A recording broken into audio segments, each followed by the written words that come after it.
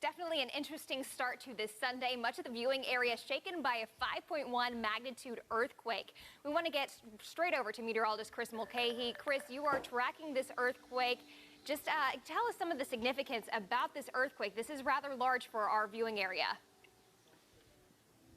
Well, Kendall, first off, this is historic right now. This first started as a 2.3 magnitude earthquake, and that's where you can barely feel it, or you're starting to feel it, and that was yesterday. So that would be what's called the foreshock, meaning before usually a bigger magnitude earthquake, as we saw today. 5.1, as far as this measures for the history of North Carolina, the strongest was in 1916 at 5.5. We had a similar one, about a 5.1 back in 1861, and then there was also a Mitchell County earthquake back in 1926. Listen to some of those years. This is the strongest earthquake that we've had in North Carolina for 100 years. So this is significant. So what does a 5.1 even mean? Well, first off, look where this started. It started pretty much on the border of North Carolina and Virginia, but it's all the way down here in the Lancaster County that we actually had some effects. So getting some of our viewer emails in here, this one right here said, I live in South Lancaster County, and it was strong enough to shake its China cabinet. Think about that. This is about 100 miles away. So let's put on our measuring scope to actually see how far away this was affected. So this was just southeast of Sparta, North Carolina, again, right on the border of Virginia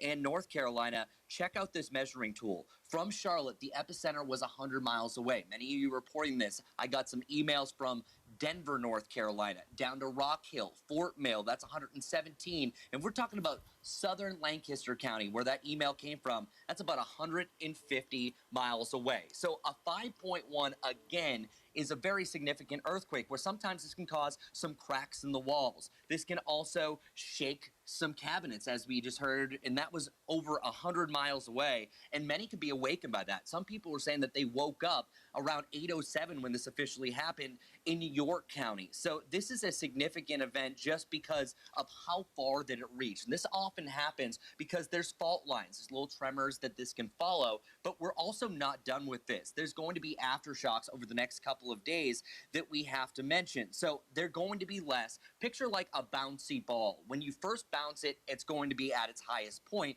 just like the earthquake will be at its strongest point. So likely anyone who felt it could feel a little bit more of those 2s or 3s over the next day. Even a little bit later on, as far south as maybe Hickory, you could be feeling some of these tremors. But this looks to be the big one, and again, a historic event where a 5.1, again to reiterate, can move some furniture. Light shaking and some property damage is likely around where this epicenter took place. This is historic, everyone. So hopefully everyone is okay. The further that you get away from it, it's mainly just kind of a shock and awe to the system. But this one is going to go down into the history books. The most recent one trying to reach back in the history books was 1981, 3.5 magnitude earthquake in Henderson County. But this one was a big one. So keep on sending us any information that you have on Facebook. WCNC.com is going to be updated through the day. This is the major story. As for the weather, all is going to be well today.